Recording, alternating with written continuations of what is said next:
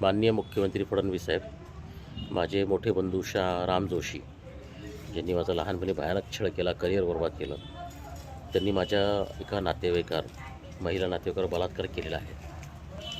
तर त्याच्याबद्दलचं निवेदन मी द्यायला तयार आहे. ही 35 वर्षापूर्वीची गोष्ट आहे. माझ्या आईला पण त्यांनी संपवलं, घरावर हाकवलं. माझ्या वडिलांचा अपघाती मृत्यू झाला, त्याचे पैसे त्यांनी लाटले.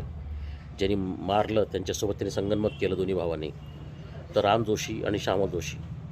तर श्यामल जोशी माझी वहिनी आहे, तिच्याविरुद्ध वेगळे गुन्हे आहेत. परंतु राम जोशी जो मोठा आहे तो आता रिटायर झालेला आहे आणि औरंगाबादच्या छत्रपती संभाजीनगरमध्ये तो राहतो, झांबड इस्टेटमध्ये. त्याचा मुलगा अमोल जोशी वकील आहे आणि मुलगी अमृता जोशी नोकरी करते. तर मी त्याच्यावर ॲफिडेविट द्यायला तयार आहे.